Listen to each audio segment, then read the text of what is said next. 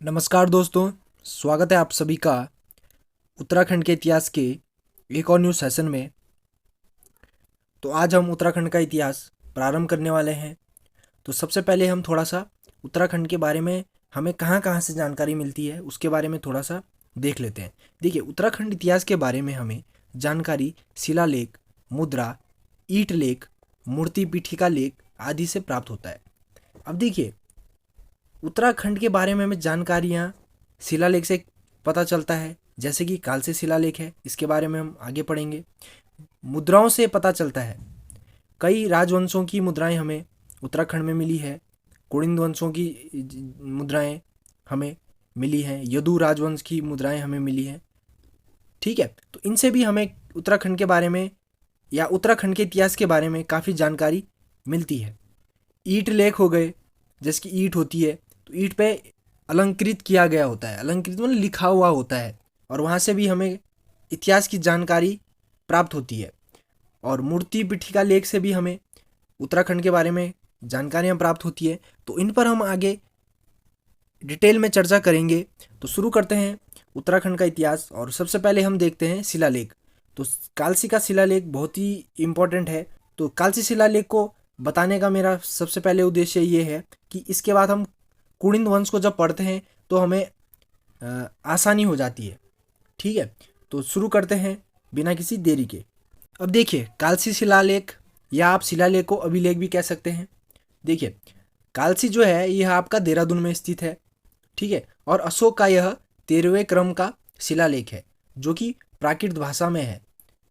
और लिपि पूछी जाए तो इसकी लिपि है ब्राह्मी। तो इम्पोर्टेंट ये इसमें है कि ये 13वां शिलालेख है और प्राकृत भाषा में है, और लिपि कौन क्या है इसकी, ब्राह्मी लिपि है।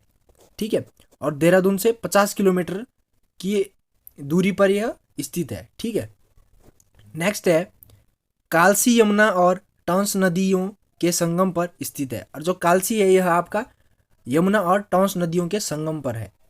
तो ये भी इंपॉर्टेंट हो जाता है, पूछ लेगा कभी। नेक्स्ट है, इस अभिलेख में कालसी के क्षेत्र को अपरांत कहा गया है तथा यहाँ के निवासियों को पुलिंद कहा गया है। अब देखिए, जो कालसी शिलालेख है उसमें कालसी वाले क्षेत्र को किस नाम से संबोधित किया गया है, तो वो है आपका अपरांत। और वहाँ के जो निवासी हैं, जो कालसी में लोग रहते थे, कालसी के क्षेत्र में जितने भी लोग रहते थे, तो उनको क्या कहा गया है, उन्हें कहा गया है पुलिंद। ठीक है, और इस शिलालेख में अशोक ने कहा है कि मैंने राज्य के हर स्थान पर मनुष्य एवं पशुओं की चिकित्सा व्यवस्था की है। तो ये इंपॉर्टेंट हो जाता है, पूछ लेगा कि जो कालसी का शिलालेख है 13वें क्रम का, तो उसमें अशोक ने क्या कहा है। तो उसमें अशोक ने कहा है कि मैंने राज्य के हर स्थान पर मनुष्य एवं पशुओं की चिकित्सा व्यवस्था की है। ठीक है, तथा अहिंसा पर भी इसके बारे में इस शिलालेख में लिखा गया है। अब देखिए, नेक्स्ट है कालसी शिलालेख को स्थानीय भाषा में चित्रशिला कहते हैं।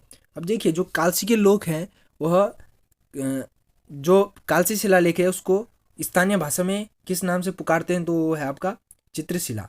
ठीक है, तो ये भी थोड़ा सा इम्पोर्टेंट है।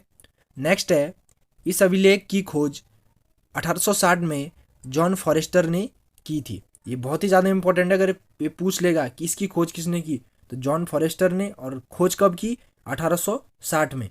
ठीक है, नेक्स्ट पॉइंट है कालसी के प्राचीन नाम।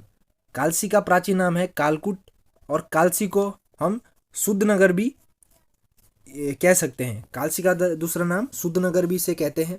ठीक है, युगसैल भी इसे कहते हैं, खलतिका भी से इसका नाम है। तो कालसी के ये सभी नाम भी आपको थोड़ा सा याद रखने हैं। ठीक है, और एक इम्पोर्टेंट फैक्ट आपको इसमें ये याद रखना है कि जो ह्वेनसांग थे, चीनी यात्री जो ह्वेनसांग था, इसने कालसी को किस नाम से संबोधित किया गया है, तो वो है आपका शुद्धनगर। ठीक है, तो कालसी का नाम शुद्धनगर भी है। ठीक है, और कालसी को कुड़िंदों की राजधानी भी कहा जाता है। अब कुड़िंद कौन थे, इनके बारे में हम नेक्स्ट वीडियो में चर्चा करेंगे। इसके बाद आपका इम्पोर्टेंट जो पार्ट है कुड़िंद वंश, उन्हें हम आपके साथ डिस्कशन करेंगे उस पर। कुड़िंद राजवंश जो है उसे भी हम थोड़ा सा देखेंगे। तो आज के लिए इतना ही, मिलेंगे न्यू सेशन के साथ नेक्स्ट टाइम। तब तक के लिए जय हिंद।